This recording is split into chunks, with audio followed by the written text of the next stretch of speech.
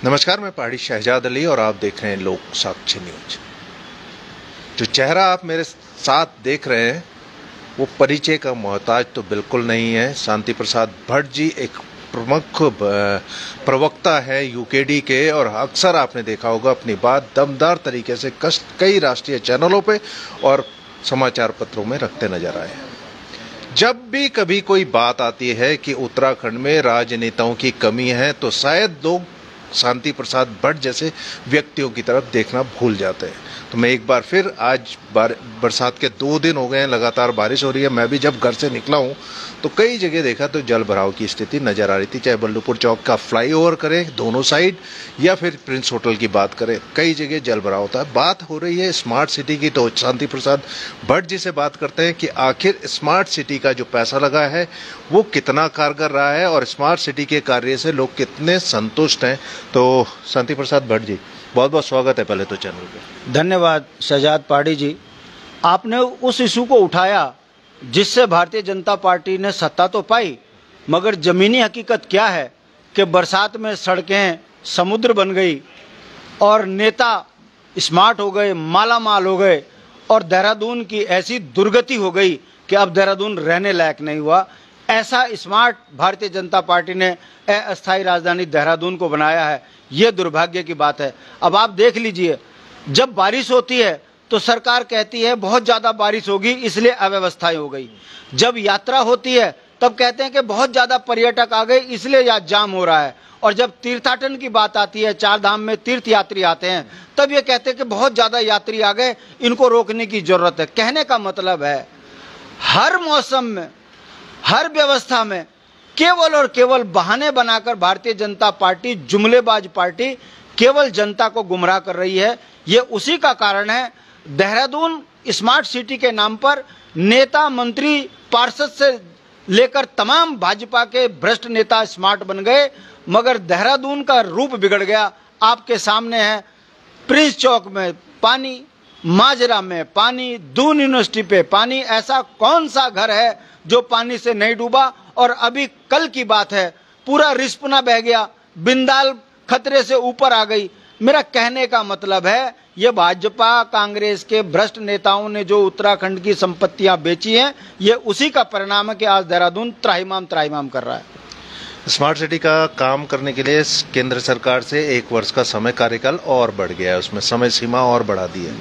अब जब समय सीमा के अंदर काम नहीं हो पाया तो समय और बढ़ाना पड़ा। कितना लगता है कि जो कार्य हुआ है वो उसकी गुणवत्ता को देखें, चाहे हम फुटपाथ पर लगे हुए टाइल को देखें या इस जो डिवाइडर पर लगी हुई लाइटों को देखें, किस तरह से देखते हैं आप इसको? आपने बहुत सही सवाल किया है।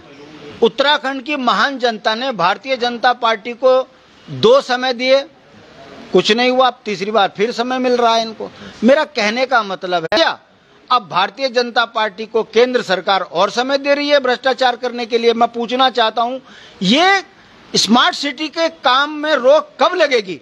हर वर्ष की भांति इसमें ये कहते हैं कि इस मार्च में काम कंप्लीट हो जाएगा, और अब आप फिर देख लीजिए, अभी पिछली बार खबर चली थी कि स्मार्ट सिटी के पैसों पे लगी रोक, स्मार्ट सिटी के कार्यों में अब होगा अवरुद्ध और इसकी जांच होगी। क्या हुआ? अब फिर 1 साल के लिए इसको बढ़ा दिया। फिर आप 1 साल और आगे बढ़ते हुए देखेंगे, ऐसे ही 5 साल भारतीय जनता पार्टी जो है स्मार्ट सिटी के नाम पे भ्रष्टाचार करेगी। हाँ, इतना जरूर है, स्मार्ट सिटी के नाम पे थोड़ा सड़कें काली हुई हैं, यहाँ पर शौचालय बने हैं, मगर मुख्य जगहों पर शौचालय आज भी नहीं है। तो ये बताने के लिए काफी है कि Bharatiya Janata party smart city के नाम पर नेताओं को स्मार्ट कर रही है, अपनी पार्टी को स्मार्ट कर रही है।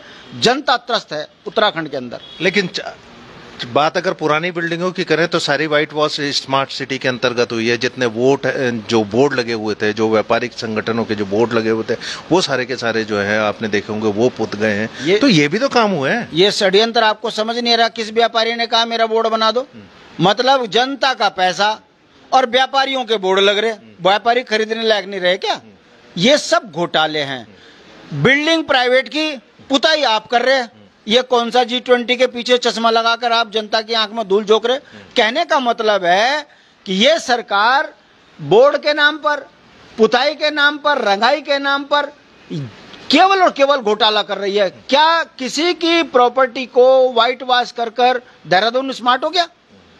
अगर ये स्मार्ट है तो फिर जो स्कूल के बच्चों के जाने में दिक्कतें हो रही है, यहाँ के डीएम को बोलना पड़ रहा है कि एक स्कूल जो है 8 बजे खुलेगा, दूसरा 9 बजे खुलेगा, ऐसी रात तक स्कूल ही खोलते रहोगे क्या? ये स्मार्ट सिटी का प्रोजेक्ट है भाजपा का? कहने का मतलब है स्मार्ट सिटी की आड़ में पूरी संपदाओं को बेच खाए और पूरे पैसे को बंटर बंदर बांट कर दिया गया है। जिस दिन इसकी जांच होगी, पार्षद से लेकर मुख्यमंत्री तक इसके घेर में आएंगे और एक ना एक दिन जनता के पैसों का हिसाब कोई ना कोई ईमानदार सरकार जरूर लेगी।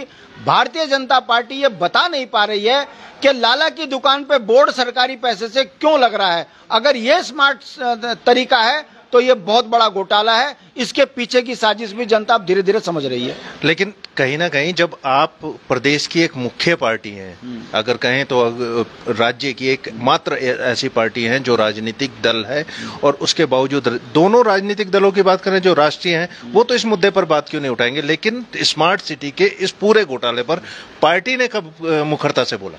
आप तो बोल रहे हैं। मेरा कहने का मतलब, मैं पार्टी का सीनियर लीडर हूं।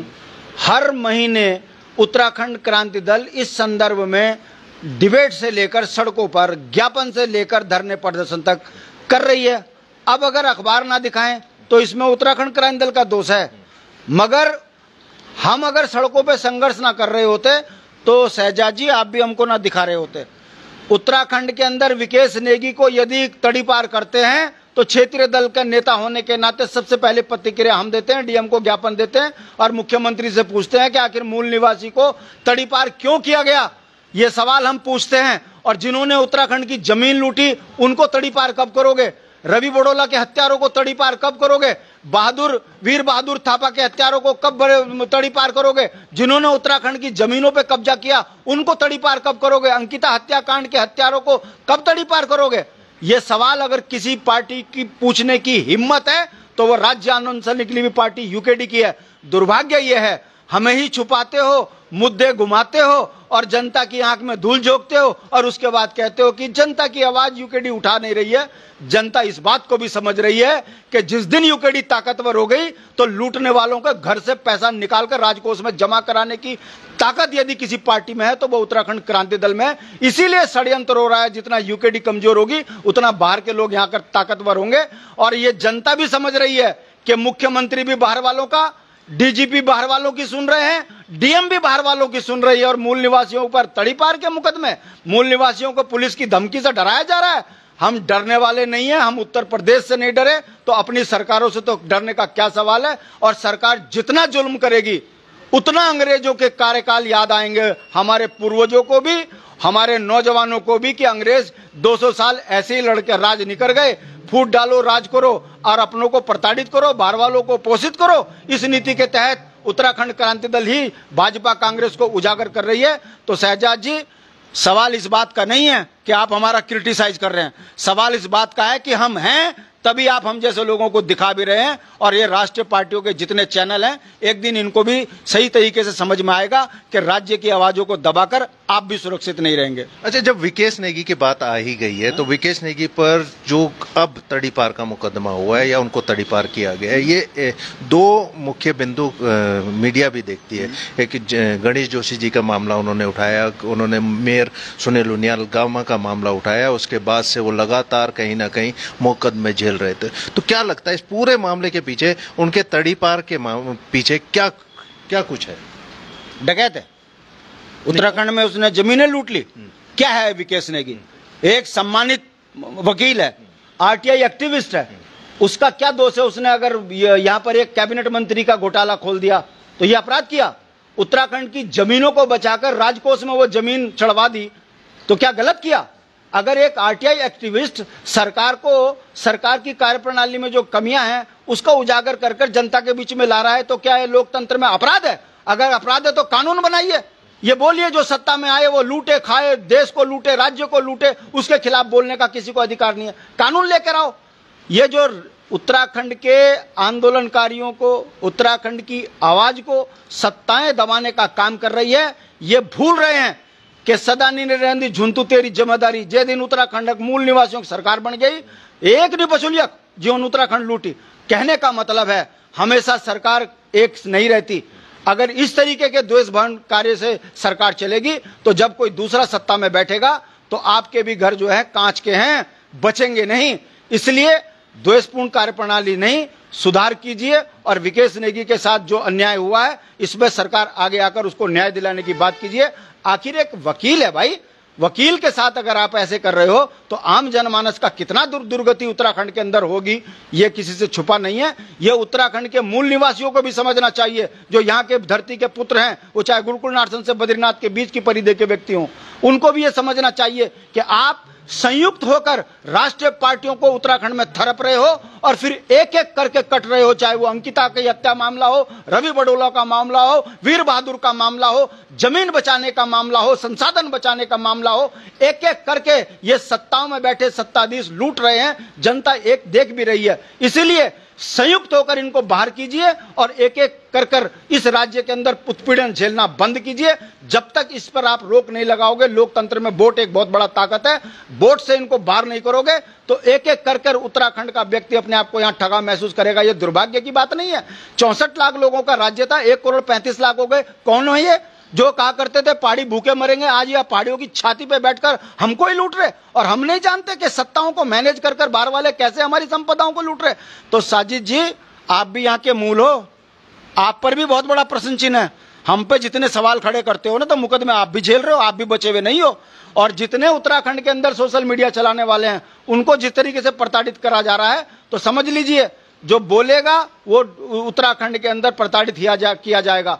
और यूकेडी है तो मुद्दे जिंदा हैं, नहीं तो राष्ट्रीय पार्टियां तो उत्तराखंड को बेचने में नंबर 1 हो गई। देखिए, जब सवाल उठाने की बात होगी तो हम अपनी जिम्मेदारी से भागेंगे नहीं। आज भी अगर जब स्मार्ट सिटी की बात पे आपसे बात हो रही थी तो हमने कहा ठीक है, आपसे बात करते हैं स्मार्ट सिटी पर। लेकिन जब उत्तराखंड के संसाधनों की बात आती है, उत्तराखंड क्रांति दल मुखरता से लड़ता है।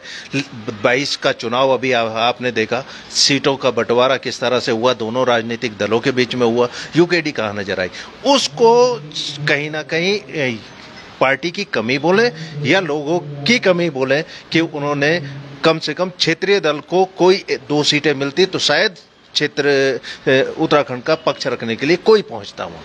देखिए, इस बात को समझने की जरूरत है कि जनता का दोष नहीं है। देखो, उत्तराखंड के अंदर राष्ट्रभक्ति कूट कूट के भरी है। हर परिवार में एक आध शहीद है। राष्ट्रभक्ति तो है, लेकिन राज्य भक्ति भी है।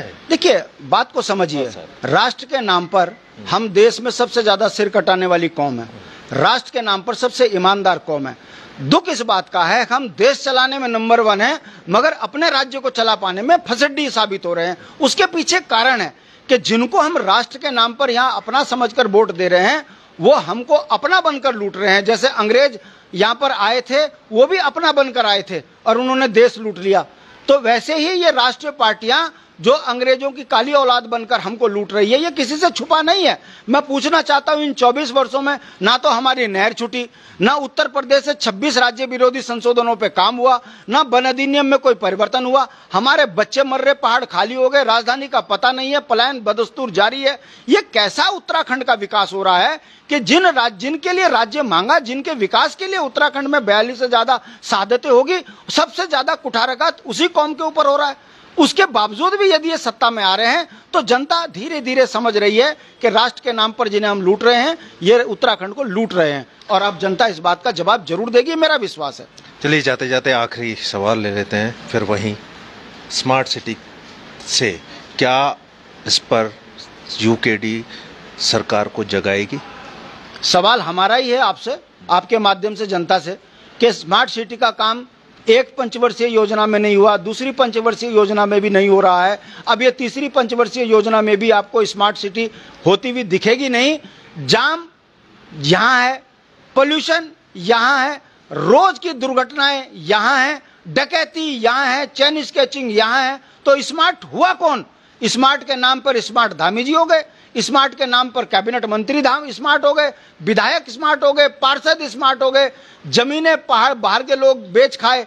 अब ऐसे में कैसा ये राज्य स्मार्ट हुआ है, कैसी ये अस्थायी राजधानी स्मार्ट हुई है? ये यक्ष प्रश्न जनता के लिए है। और अभी भी अगर जनता नहीं समझ रही है तो देखिए, आने वाले समय में मुट्ठी भर जगह के अंदर जिस तरीके से घनत्व बढ़ाया है जनसंख्या विस्फोट कर, ये उत्तराखंड के लिए घातक है। बीमारियों की जड़ उत्तराखंड बन गया है। मलेरिया डेंगू की शुरुआत हो चुकी है। अगर इसको स्मार्ट सिटी बोलते हैं तो ऐसी स्मार्ट सिटी इन राष्ट्र पार्टियों को मुबारक।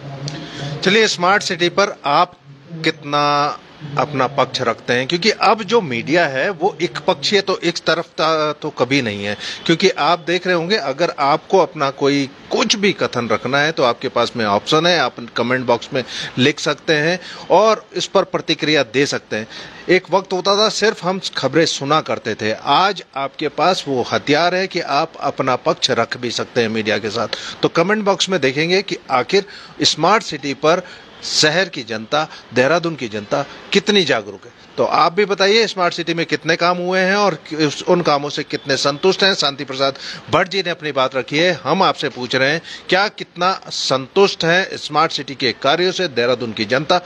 कमेंट बॉक्स में जरूर दिखेगा। तो बने रहिए लोक साक्षी न्यूज पर।